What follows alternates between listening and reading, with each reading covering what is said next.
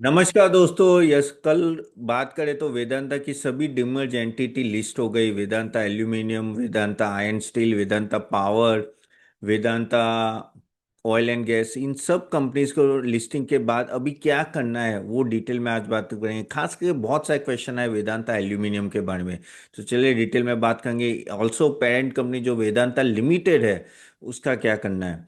आगे जाने से पहले गाइस, आपके कोई भी क्वेश्चन है तो कमेंट बॉक्स में ज़रूर डालिएगा। मैं एंड में आपके सभी के आंसर दूंगा और मैं बहुत ही डिटेल में आपसे बात करूंगा कि वैल्यूएशन कैसे लग रहा है आपको, बाई सेल होल्ड इन पांचों में, इवन कौन सा नंबर 1 2 3 4 5, वो पूरा डिटेल में बात करेंगे। ओके अगेन गाइज, यहाँ सिर्फ आपके नॉलेज के लिए, यहाँ कोई रेकमेंडेशन नहीं है। हम जो रेकमेंडेशन देते हैं हमारे स्मॉल केसेस मॉडल पोर्टफोलियो में देते हैं। अगर आप चाहे तो CA-tapan.smallcase.com में जाके देख सकते हैं और आप देखिए कि काफ़ी अच्छे रिजल्ट्स है, तो ज़रूर जाके देखिएगा और वहाँ रिजल्ट्स भी अवेलेबल है। तो चले वापस बात करते हैं कि भाई क्या करना है इन सब कंपनीज में से। टॉकिंग अबाउट वेदांता एल्यूमिनियम, कल वो ऑफकोर्स 5% डाउन रहा। और अगर हम लोग गए तो 1.95 लाख करोड़ का मार्केट कैप है, और वेदांता लिमिटेड जो इनकी मेन कंपनी है उसका 1.18 लाख करोड़ का। तो अगर आप देखें तो उससे भी ज़्यादा मार्केट कैप है और स्कोप भी बड़ा है। तो of course highly reached valuation wise, of course थोड़ा वैल्यूएशन ऑन हायर साइड है, और कल इसलिए वो क्या ना डाउन सर्किट में था। इवन अगर आप देखो तो वेदांता भी ऑलमोस्ट 2.18% जितना डाउन था। तो अगर वेदांता एल्यूमिनियम की बात करें तो अगर देखें तो टोटल जो वेदांता ग्रुप का है ऑलमोस्ट 60% मार्केट कैप सिर्फ वेदांता एल्यूमिनियम का है। और अगर ओवरऑल मार्केट कैप में कितना बढ़ोतरी हुई तो ऑलमोस्ट 49,000 करोड़ रुपीस का बढ़ोतरी हुई। ये सभी अगर आप लोग मिलाते हैं ना, सभी कंपनी, ये पांच कंपनी, तो पहले जो वैल्यूएशन था उससे 49,000 करोड़ की बढ़ोतरी हुई, यानी अच्छा खासा वैल्यू अनलॉकिंग हुआ है। ऑलमोस्ट आप कह सकते हैं कि 17 से 18% का वैल्यू अनलॉकिंग हुआ है। अभी क्या होगा, अभी सभी कंपनी अलग हो गई, अपने हिसाब से सभी चलेगी। तो अगर हम लोग कंपनी की बात करें तो वेदांता एल्यूमिनियम की बात करें तो आपको भी पता है वो एल्यूमिनियम में डील करते हैं। तो एल्यूमिनियम स्मेल्टर्स जो होते हैं और एल्यूमिनियम रिफाइनरी, बाल्को, कैप्टिव कोल, बॉक्साइट, इन सब में काफ़ी डील करती है।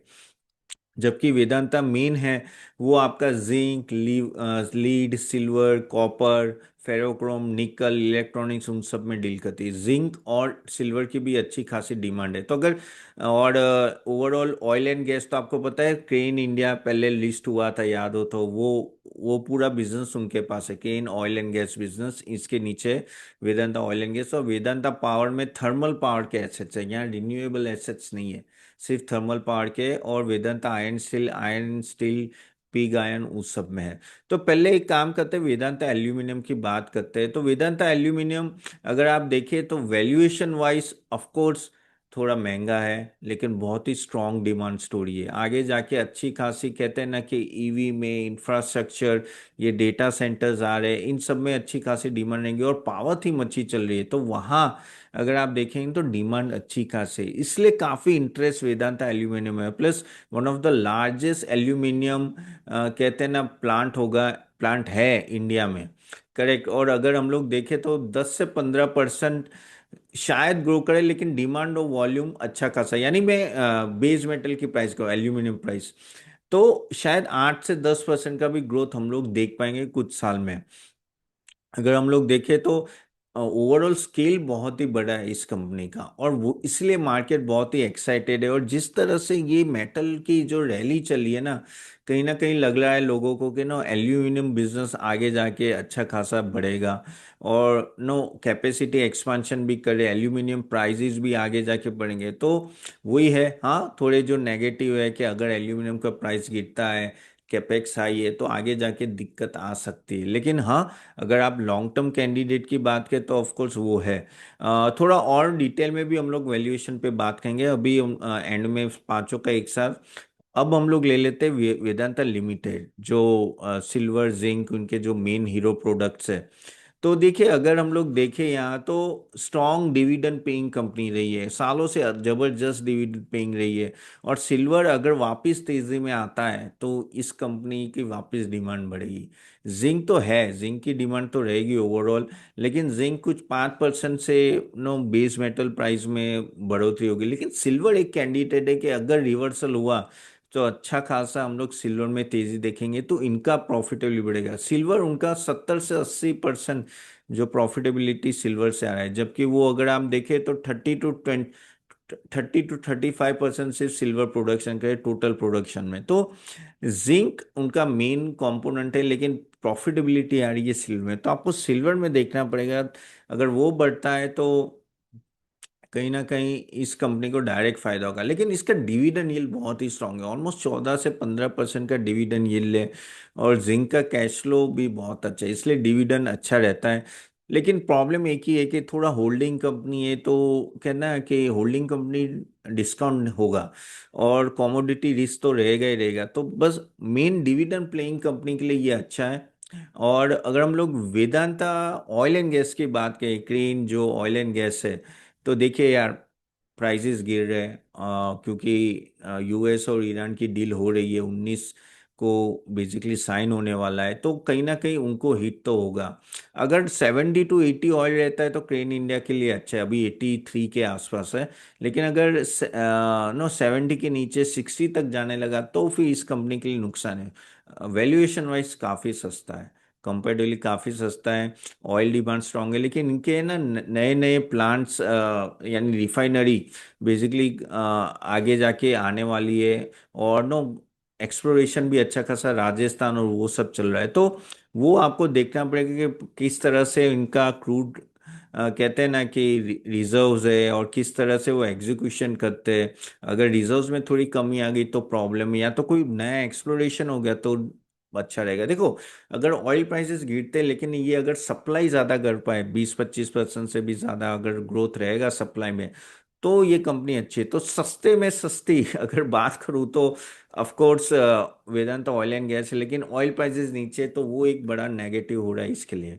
अब बात करते हैं वेदांता पावर, थर्मल पावर में, रिन्यूएबल पावर में नहीं है। तो पहले वो स्टोरी थी कि भाई 2030 तक हमें बहुत ही पावर चाहिए, क्योंकि बीस बेस बेस नहीं सॉरी डेटा सेंटर्स आ रहा है, और कहीं ना कहीं आगे जाके डिमांड बढ़ेगी, जीडीपी बढ़ेगी। तो उसमें जो कहते हैं ना कि आपका रिन्यूएबल पावर तो आएगा, जो सिल ओवरऑल सोलर है या विंड है, लेकिन तब तक थर्मल की जरूरत पड़ेगी। तो डिमांड की वजह से आगे जाके भी 7 to 8% डिमांड हम लोग पकड़ के चल सकते हैं। और थर्मल पावर रहेगी डिमांड में, ऐसा कोई दिक्कत नहीं है, और सेफ है, स्टेबल है। और इनके पीपीए बड़े बड़े नो कॉन्ट्रैक्ट्स होते हैं, लंबे लंबे कॉन्ट्रैक्ट होता है। बस वही है कि इनके रॉ मटेरियल कोल कॉस्ट होता है, तो कोल कॉस्ट में और रेगुलेशन में कोई चेंजेस आते हैं तो प्रॉब्लम है। तो एक स्टेबल कहते हैं ना आप ग्रोथ समझ सकते हो इसके बारे में, क्योंकि ग्रोथ पावर डिमांड अच्छी खासी रहेगी। लास्ट लेते हैं वेदांता आयरन एंड स्टील।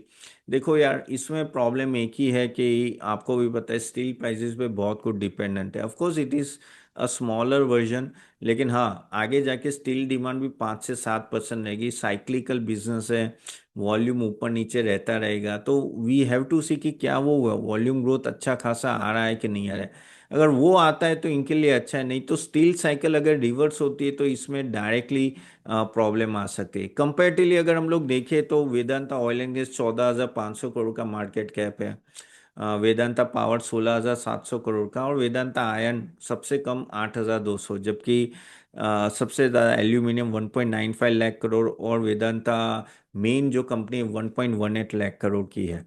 तो अगर हम लोग देखें तो रैंकिंग भी देखें सभी जगह, तो अगर आप देखें तो थोड़ा रिस्क लेते हो और आपको आगे जाना है, यानी थोड़ा फ्यूचर, तो ऑफ कोर्स बेस्ट स्केल अगर आप देखें तो वेदांत एल्यूमिनियम है। लेकिन आप बोलोगे तपन नहीं, ये तो उल्टी सर्किट लग रहा है, तो भाई शांति से बैठ जाओ।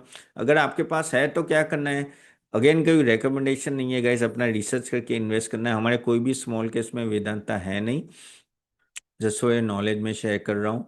ओके।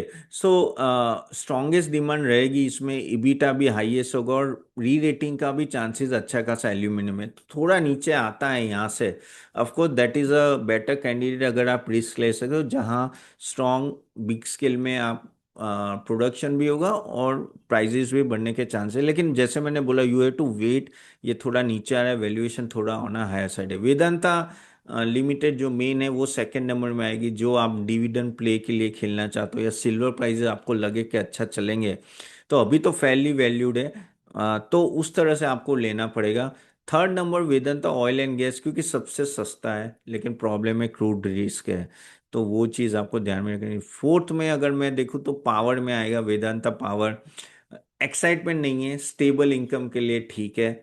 और लास्ट आएगा आयरन एंड स्टील, जहाँ बहुत ही साइक्लिकल है और मार्जिन भी बहुत वीक है। तो उस तरह से अगर आप देखेंगे तो इस तरह से अगर आप बोलोगे तपन मेरे पास तो सभी है, तो आप होल्ड कर सकते हो, कोई दिक्कत नहीं है। सबके प्रोज एंड कौन से जो मैंने आपको बता दिए उस तरह से आप इसको डील कर सकते हैं, ठीक है। चले यहाँ तक रखते हैं, तो होप ये वीडियो अच्छा लगे तो do like it and share it and to everyone. Okay, आपके क्वेश्चंस है तो कमेंट बॉक्स में जरूर डालिए। चलिए मैं आपके कुछ क्वेश्चंस ले लेता हूँ।